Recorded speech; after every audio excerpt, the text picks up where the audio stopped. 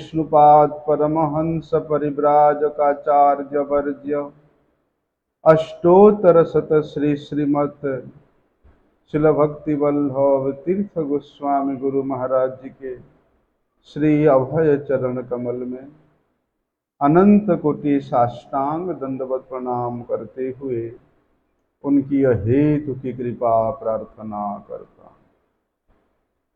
परम आराध्य तम शिक्षा गुरुपाद पद्म नित्य लीला प्रविष्ट विष्णुपाद परमहंस शिल भक्ति विज्ञान भारती गोस्वामी महाराज के चरण कमल में अनंत कोटि साष्टांग दंडवत प्रणाम करते हुए उनकी हेतु की कृपा प्रार्थना।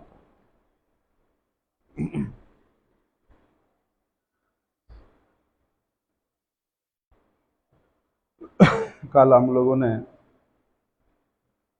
श्रवण किया था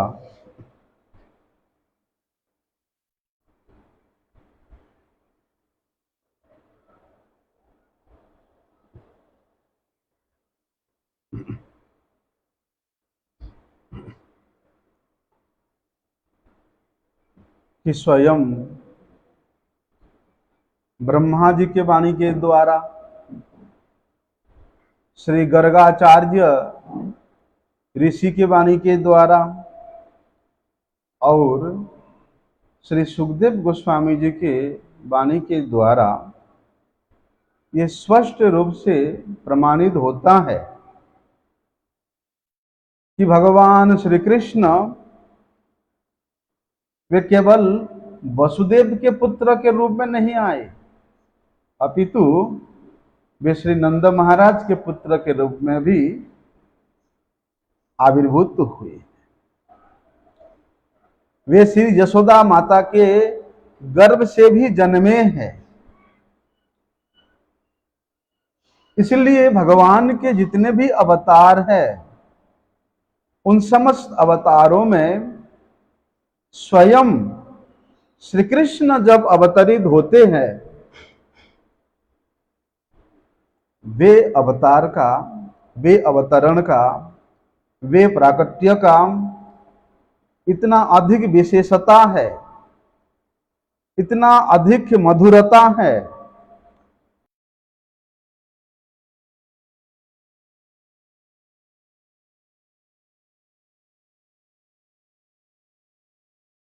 पूर्वाचार्य गणों का यही मत है कि सिद्धांत बलिया चित्ते ना करो अलस। यदि सिद्धांत को श्रवण करने में, तत्व को विचार करने में तुम आलस्यता करोगे तो उस प्रसंग में क्या गुण रहस्य है उसी से तुम वंचित हो जाओगे। इसलिए भगवान श्री कृष्ण ये देवकी देवी से ये आविर्भूत हुए थे, इनका आविर्भाव हुआ था और श्री यशोदा मैया से इनका जन्म हुआ था। तो आविर्भाव और जन्म क्या पार्थक्य है उसको कल हम लोगों ने विशेष पुंखानुपुंख रूप से श्रवण किया। लेकिन वास्तव में वे देवकी देवी के यहां आविर्भूत हुए थे और यशोदा माता के गर्भ से जन्म लिए थे। इसका वास्तविक रहस्य क्या है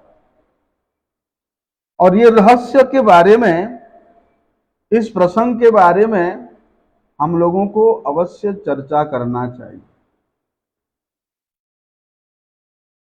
देखो, और ये सब सिद्धांत के संबंध में हमारे गोस्वामी गणों ने विशेष रूप से दृष्टिपात किया है। आप षड संदर्भों का अध्ययन करो, लघु सिद्धांत कौमुदी का अध्ययन करो, लघु भागवतामृत का अध्ययन करो, बृहद भागवतामृत का अध्ययन करो, और विशेष रूप से रूप गोस्वामी जी ने जो लघु भागवतामृत रचना किया उसका अध्ययन करो। इन सब प्रसंग जो हम लोगों को केवल एक कहानी के जैसा लगता है, एक केवल लीला मात्र लगता है, लेकिन वे लीला में कितना गूढ़ तत्व है, वे इन सिद्धांत संयुक्त ग्रंथों को अध्ययन करने से पता चलता है। देखिए, यद्यपि श्री कृष्ण मथुरा में कंस कारागार में वे आविर्भूत हुए थे, और वे भगवान श्री कृष्ण गोकुल में भी नंद महाराज के महल में आविर्भूत हुए थे, दोनों जगह में। लेकिन दोनों जगह में आविर्भूत होने का जो रहस्य है, यहाँ जो विशेषता है, यहाँ जो आविर्भूत होने का जो प्रकार है, वो एक जैसा नहीं है, अलग अलग है। किस प्रकार से अलग अलग है, हम लोग उसी को श्रवण करेंगे। देखो,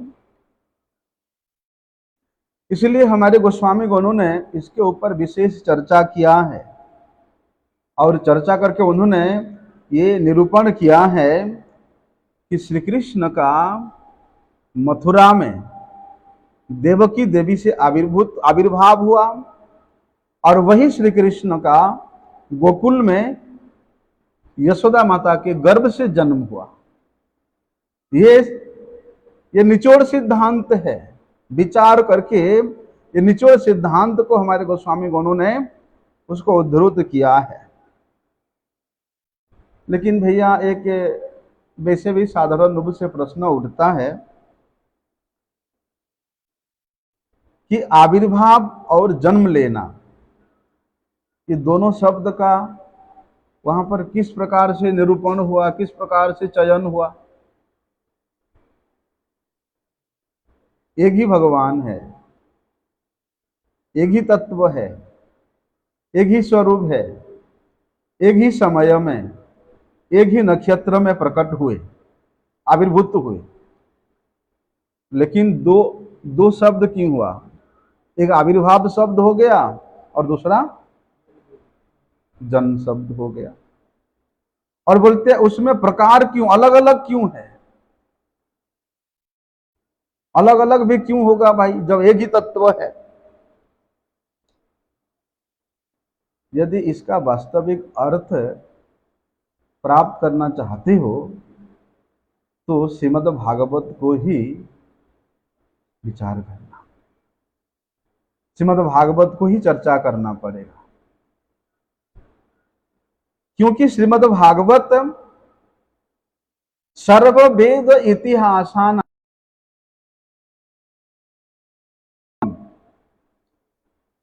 जितने वेद है, उपनिषद है, संहिता है, बोलते इन सब के जो सार है, उनके उन सभी धर्म ग्रंथों के सार को, निचोड़ को एकत्रित करके श्रीमद् भागवत का प्रणयन हुआ है, श्रीमद् भागवत का आविर्भाव हुआ है। तो सुखदेव गोस्वामी जी ने श्रीमद् भागवतम में भगवान श्री कृष्ण के आविर्भाव के विषय में क्या वर्णन किया है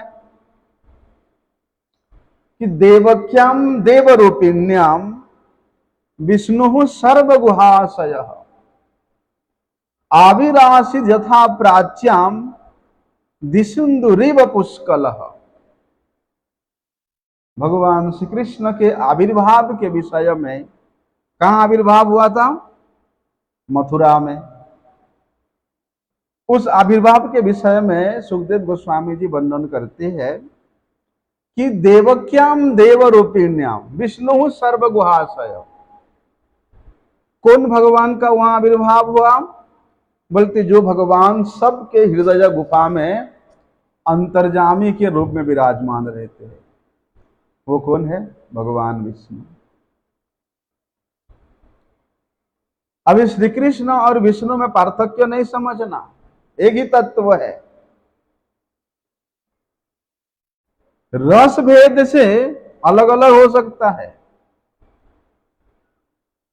श्री कृष्ण में जहां रस का आधिक्यता है, भगवान श्री विष्णु में तो फिर रस का थोड़ा वहीं पर कम, लेकिन तत्व एक है। क्योंकि देखो यहां पर विष्णु शब्द का व्यवहार किया गया है। देवक्याम देवरूपिण्याम विष्णुहुम सर्वगुहाशय, सबके हृदय गुफा में अंतर्जामी के रूप में अवस्थित जो भगवान विष्णु है, किसको निर्देश करके? श्री कृष्ण को निर्देश करके बताया। किस प्रकार से आविर्भूत हुए? बोलते हैं यथा प्राच्याम दिशिंदुरिव पुष्कल, जिस प्रकार से पूर्व दिशा में पूर्ण चंद्रमा का उदय होता है।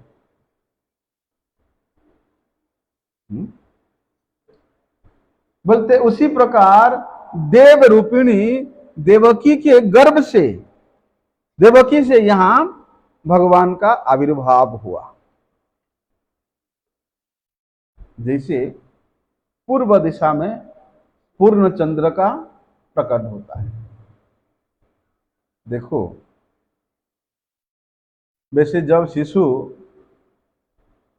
माता के गर्भ से जन्म लेते वैसे नहीं बताया यहाँ कि जैसे साधारणतः माता के गर्भ से शिशु का जन्म होता है उसी प्रकार से जन्म नहीं हुआ। अभिराशि यथा प्राच्याम दिशिंदुरिव पुष्कल, पूर्व दिशा में जैसे चंद्रमा का उदय होता है, बोलते उसी प्रकार भगवान का आविर्भाव हुआ। साधारण जैसे स्त्री का, महिला माता का जन्म, शिशु का जन्म होता है उसी प्रकार नहीं। यदि प्रसंग क्रम में इसका विचार करें, देखो हम लोग क्या श्रवण करते हैं श्रीमद् भागवत में कि देवकी देवी ने सबसे पहले वसुदेव महाराज के हृदय से वो जो तेज है, कौन सी तेज? भगवान पहले वसुदेव महाराज के हृदय में प्रकाशित हुए और वो भगवत तेज को देवकी देवी ने अपने भीतर धारण किया। श्रवण करते श्रीमद् भागवत में देवकी देवी ने वो भगवत तेज को अपने भीतर धारण किया था।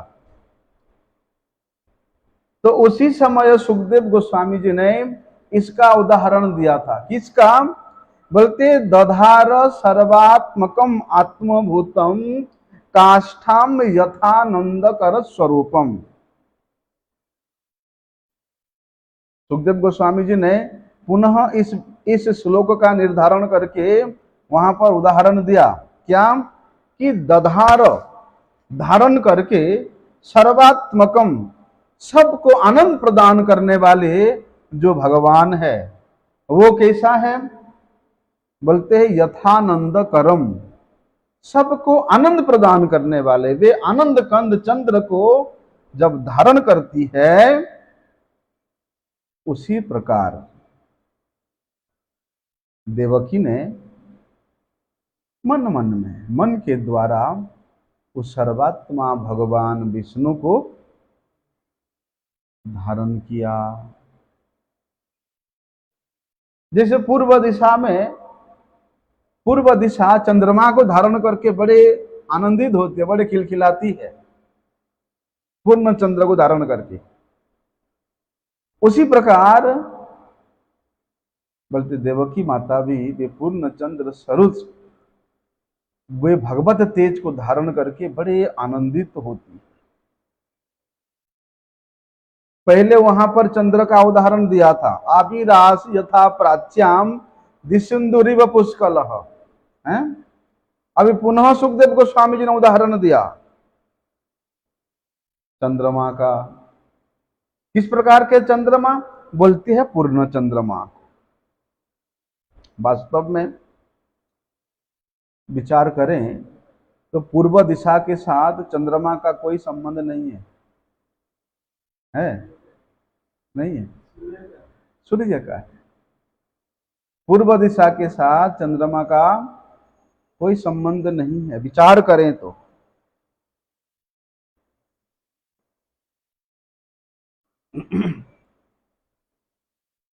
केवल लोगों का एक धारणा है। देखो देखो, पूर्व दिशा में जब चंद्रमा है, पूर्ण चंद्र स्थित है, कितना सुंदर लग रहा है? धारणा है ये, क्योंकि सूर्य पश्चिम से उदय होकर के पूर्व की ओर प्रस्थान करती है। नहीं, सूर्य नहीं, मैं चंद्रमा की बोल रहा हूं। चंद्रमा पश्चिम से उदय होकर के पूर्व की ओर प्रस्थान करती है। तो आप सुबह देखना पूर्ण चंद्र को पूर्व दिशा में जब चंद्रमा होती है, सूर्योदय के बाद नहीं, अरुणोदय काल में ही देखना चंद्रमा का कितना सुंदर स्वरूप होता है। लेकिन वास्तव में यहाँ पूर्व दिशा के साथ चंद्रमा का कोई विशेष संबंध या संपर्क नहीं है, केवल लोगों का एक धारणा मात्र है, वास्तव में संपर्क नहीं है। बोलते उसी प्रकार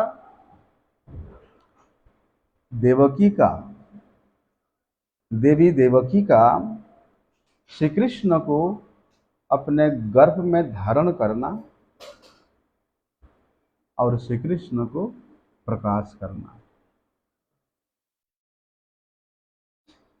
जैसे पूर्व दिशा चंद्रमा को धारण करती है और प्रकाश करती है, उसी प्रकार देवक्याम देवरूपिण्याम देव स्वरूपिणी माता देवकी वे पूर्ण चंद्र सरोज, वे भगवत तेज को, वे भगवान को धारण करके प्रकाश किया, जन्म नहीं दिया। हम लोग नहीं बोल सकते कि पूर्व दिशा से चंद्रमा का जन्म हुआ है, वहां तो प्रकट हुआ है, आविर्भाव हुआ है, प्रकाश हुआ है। तो फिर किस प्रकार का है? बोलते हैं इंदुरिव पुष्कल। बोलते वे कैसा है? इंदुरिव पुष्कल, मतलब पूर्ण चंद्रमा के जीव समान, शिशु रूप में नहीं। किस प्रकार से भगवान प्रकट हुए थे? शंख चक्र गदा पद्म मोर और मुकुट कुंडल पीतांबर धारी, और बोलते हैं पूर्ण किशोर रूप में भगवान प्रकट हुए थे, छोटे से बालक के रूप में नहीं। ये जो किशोर रूप है ना, ये भगवान का पूर्ण रूप है। वे हमेशा किशोराकृति ही रहते हैं। नवमी किशोर स्वरूपम। इसलिए सुखदेव गोस्वामी जी ने उस पूर्ण चंद्रमा के साथ इस पूर्ण किशोर अवस्था वाले भगवान का तुलना किया है। किस प्रकार से? कि देवक्याम देवरूपिण्याम, और देवक्याम आविरासित, देवकी के यहां से भगवान आविर्भूत हुए, देवक्याम आविरासित। ऐसे नहीं बोला कि देवक्याम जन्मोत्पन्न, ऐसे नहीं बोला। देवकी के यहां जन्म लेने से नहीं बोला, क्या बोला? आविरासित, देवकी से उनका आविर्भाव हुआ। तो स्वयं सुखदेव गोस्वामी जी ने वहां ये शब्द व्यवहार करते हैं, आविरासित। इसका विशेष प्रकाश को वहां पर दर्शाता है। उस प्रकाश में एक विशेषता गुण है, इसलिए आविर्भाव शब्द को सुखदेव गोस्वामी जी ने वहां प्रयोग किया। और दूसरी ओर नंद गोकुल में, नंद महाराज के महल में, वहां श्री कृष्ण के आविर्भाव के प्रसंग में क्या बताया?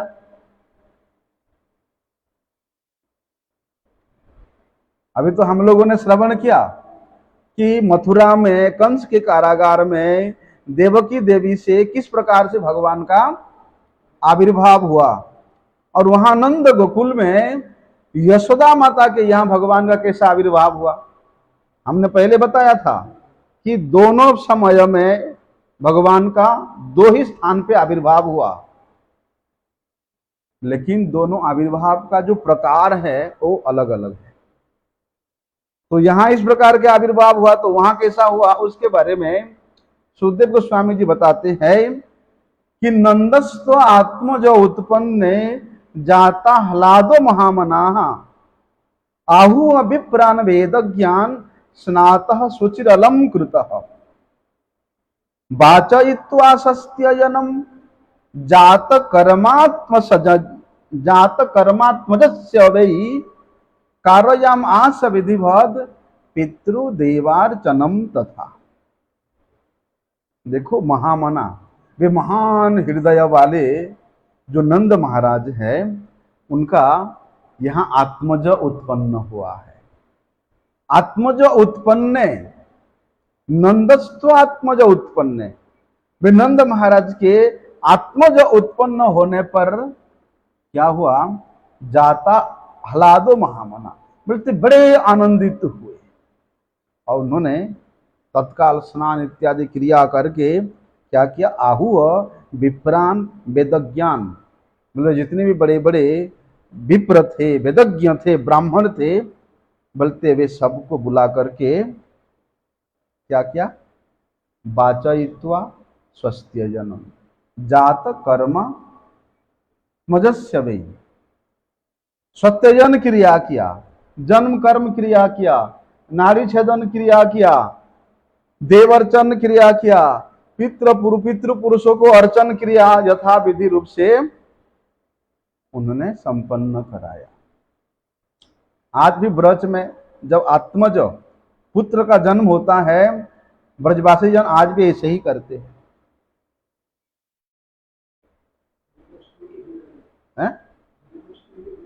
हाँ, ना जिसके घर में पुत्र जन्म होता है, हमने गोकुल में देखा है। इसीलिए कारयामास विधिवद पितृदेवार्चनम तथा, नंद महाराज एकदम स्नान वगैरह करके सुंदर वस्त्र अलंकार सुसज्जित होकर के ये सब शुभ काम पहले किया।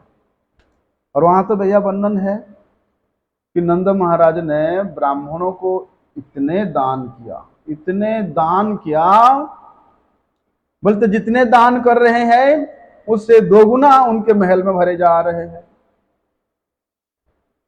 कितने गौओं को दान किया, और वे गौओं को सिंह में सोने का श्रृंग लगा करके और उनके खुरों में चांदी का वो लगा करके इसे लाखों गाय दान किया। ये सब श्रीमद् भागवत में वर्णन है।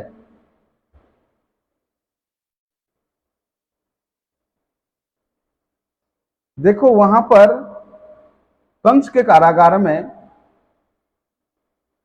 भगवान का प्रकट हुआ, आविर्भाव हुआ, तो वहां जिस प्रकार से एक अलौकिकता थी, और ये पूरे कारागार में एकदम आलोक प्रकाश हो गया है। वो प्रकाश इतना था कि वे कारागार में रहने पहरा देने वाले जो प्रहरी है उनके आंख भी धुंधला पड़ गया, और पूरे कारागार, बोलते काल कोठरी है जहां बिल्कुल अंधेरा रहता है, संपूर्ण कारागार एकदम आलोकित हो गया। लेकिन यहां ऐसा कुछ अलौकिकता नहीं हुई है, नहीं हुआ ऐसा कोई अलौकिकता। इसलिए सुखदेव गोस्वामी जी यहां क्या वर्णन किया, नंदस्तु आत्मज उत्पन्न, कि भगवान यहां जन्म लिया है। उत्पन्न शब्द मतलब श्री यशोदा से श्री कृष्ण का आविर्भाव विशेषता को प्रकाशित करता है, उनके जन्म विशेषता को प्रकाशित करता है। यहां श्री कृष्ण किस प्रकार से आए हैं, बोलते नर के मापी, नर लीला के समान उन्होंने जन्म ग्रहण किया है। और ब्रज में तो भाई यहां तक कहते हैं कि जैसे लाला जन्म लेता है वो चीची कर देता है, ऐसे ही कन्हैया जैसे ही जन्म लिया वे चीची किया। इसलिए जब सप्ताह कथा होता है, मटकी में दही में हल्दी मिला करके लाला की चीज को सबके ऊपर फेंकते। ये ब्रज की एक धारणा है। तो देखो, ये जो नर लीला भगवान का है, ये इस ब्रज भूमि के अलावा और कहीं भी प्रकाशित नहीं होता है। भगवान इस ब्रज भूमि को धन्याति धन्य करते हुए वे स्वयं यहां नर लीला प्रकाशित करते हुए सभी लीला करते हैं। और इस ब्रज में भगवान इतनी अलौकिक लीला किया, लेकिन एक भी लीला विचार करो, किसी भी लीला में उन्होंने नर लीला को अतिक्रमण नहीं किया, नहीं किया।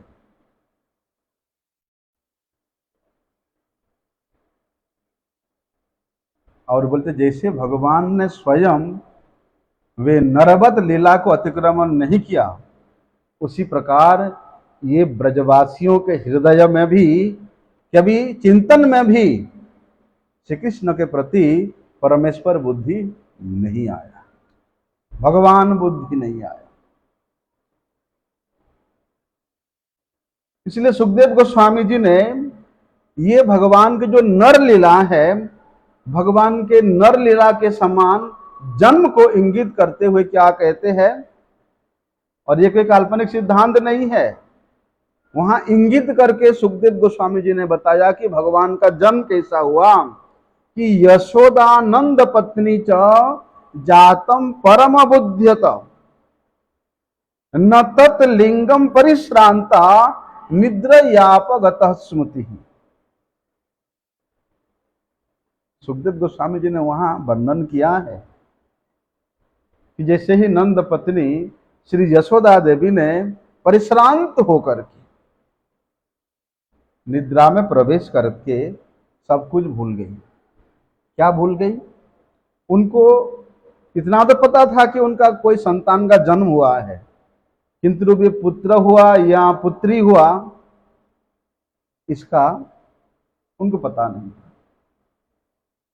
क्योंकि वहां लिखा उन्होंने कि परिश्रांत लिंगम परिश्रांता, वे प्रसव के कारण वे इतना परिश्रम हो गई, स्पष्ट रूप से वहां वर्णन हुआ है, श्रम के कारण परिश्रांता हो गई, थक गई।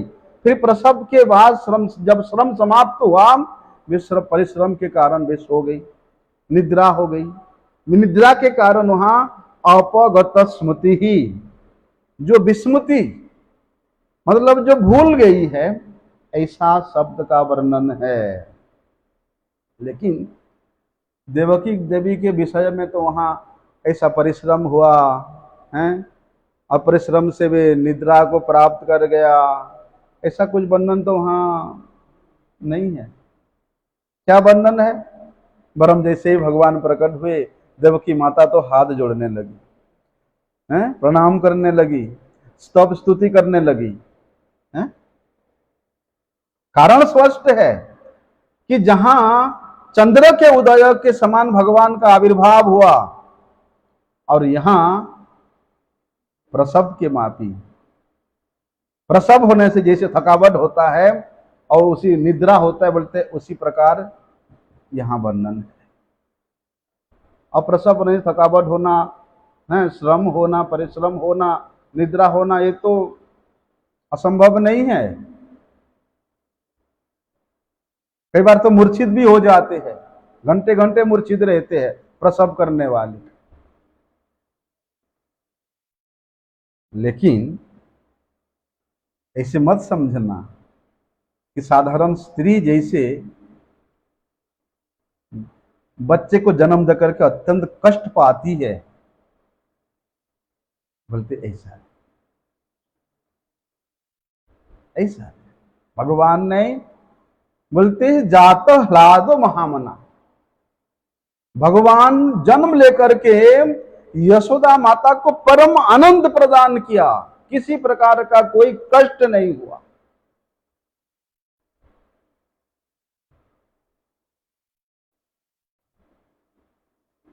शास्त्र में यहां तक वर्णन आता है, जैसे बच्चा का जन्म होता ना, और मृत्यु होता है। मृत्यु के समय में इतना कष्ट होता है वे जीव को, शरीर में एक साथ में 1,00,000 बिच्छू डसने से जितना कष्ट होता है, जब ये शरीर से आत्मा निकलती है उसको इतना कष्ट होता है। बोलते ठीक उसी प्रकार वे जब मां के गर्भ से भूमिष्ठ होती है उसी समय भी वे शिशु को अत्यंत कष्ट होता है। माता को जितना कष्ट है उससे कहीं अधिक गुना कष्ट वे शिशु को होता है। लेकिन इतना कष्ट के कारण तो वे बच्चा भूमिष्ठ होते हुए रोने लगता है, चिल्लाने लगता है, सब कुछ भूल जाता है। लेकिन भगवान के जन्म के विषय में इस प्रकार प्राकृत स्थिति को समझना अपराध है। भगवान आनंद स्वरूप है, उनके प्रत्येक क्रिया में आनंद ही आनंद है, मंगल ही मंगल है, वहां कष्ट की किसी प्रकार का कोई धारणा ही नहीं है।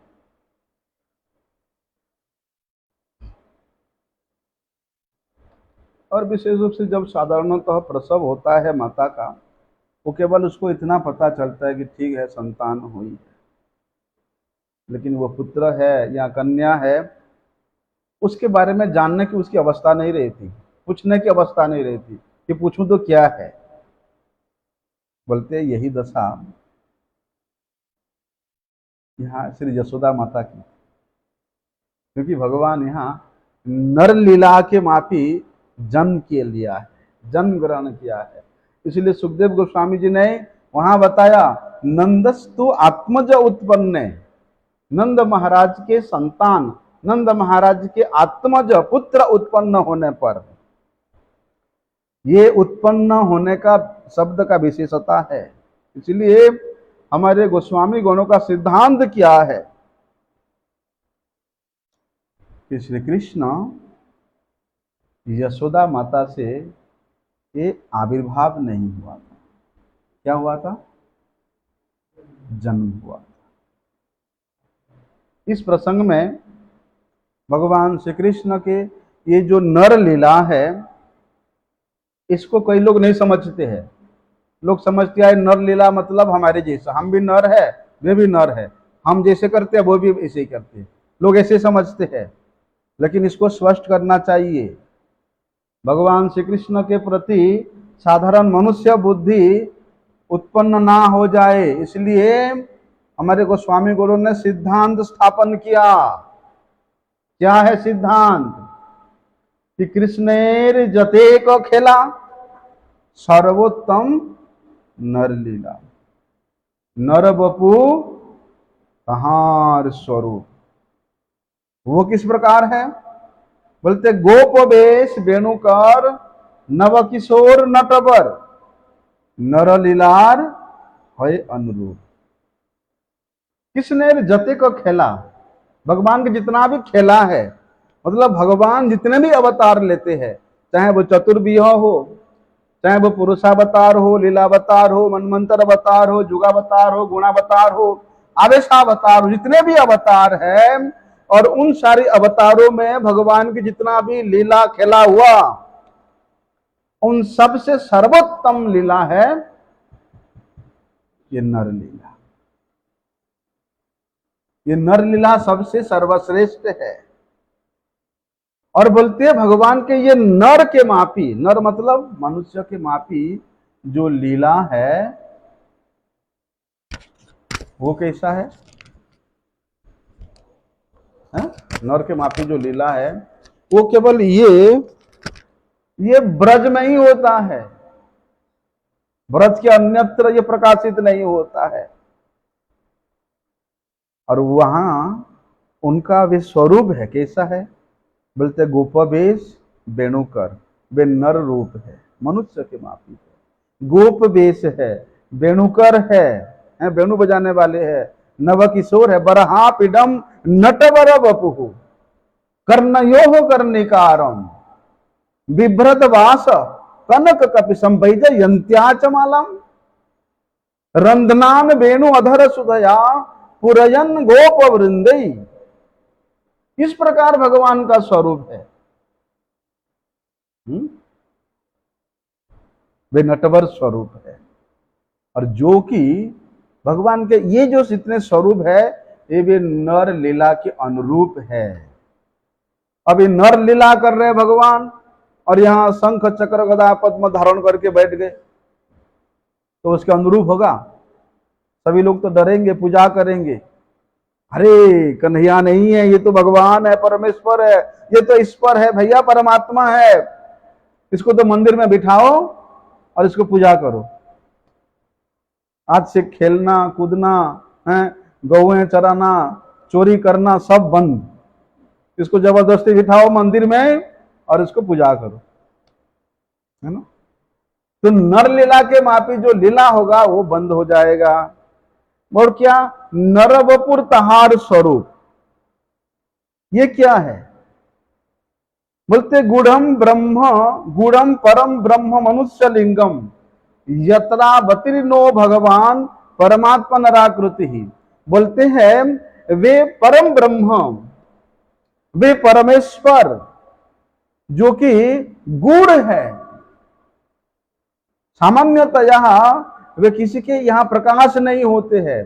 बोलते वे भगवान यत्रावतीर्णो, भगवान जिस जगह पे वे अवतीर्ण हुए हैं, किस प्रकार से?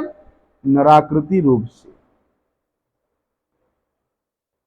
मतलब ये स्वयं भगवान श्री कृष्ण का नरवपु विशिष्ट स्वरूप है।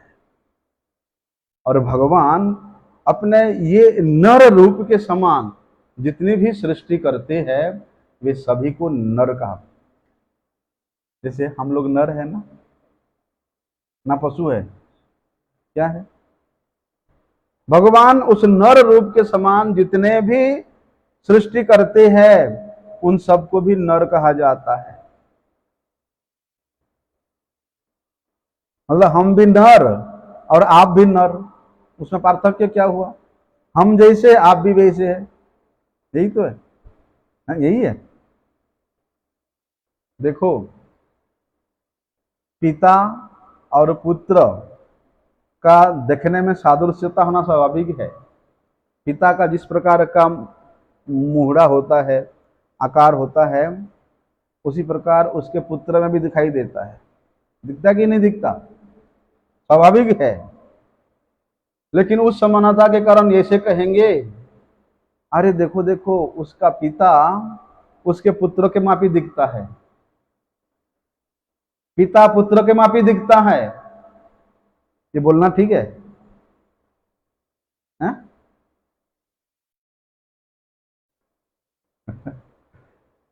अगर इस प्रकार के बोलोगे तो तुम्हारा मूर्खता है। पिता पुत्र के मापी दिखता है, ये विचार ठीक नहीं है। मतलब भगवान श्री कृष्ण मनुष्य के मापी दिखते हैं, वे तो परम पिता है। ऐसे ही हुआ ना।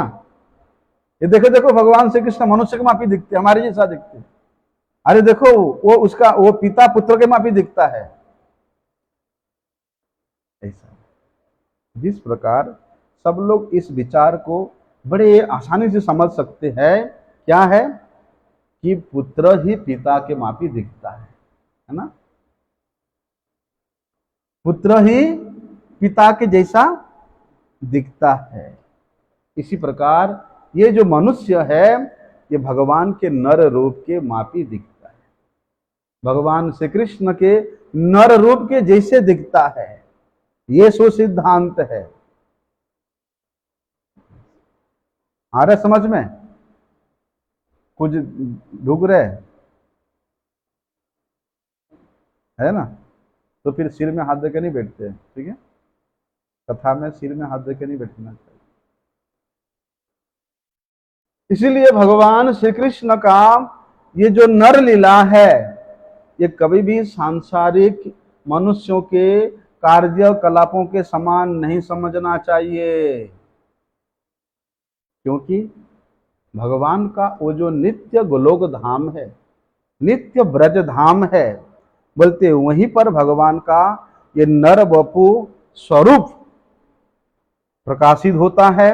और इस नर वपु स्वरूप में भगवान का जितने भी नर लीला है वे उस ब्रज धाम में ही विशेष रूप से प्रकाशित होता है, अन्यत्र नहीं होता है।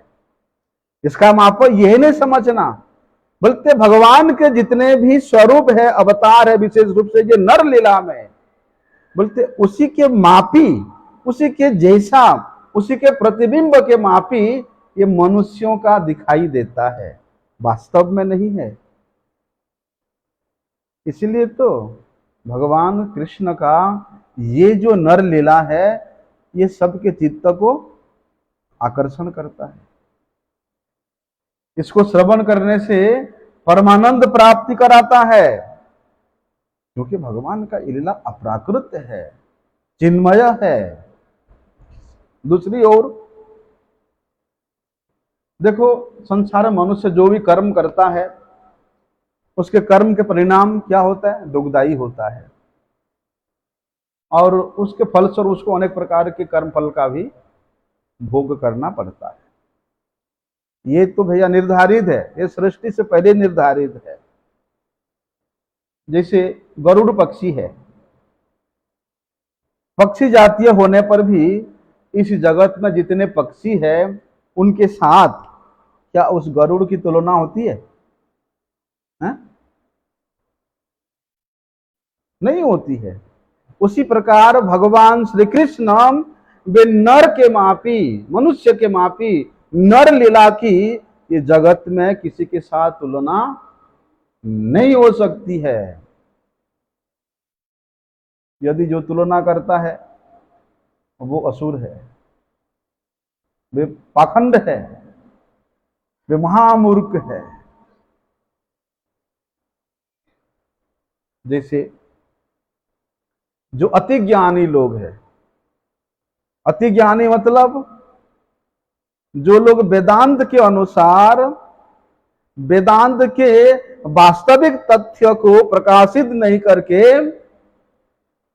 बोलते हैं ब्रह्म को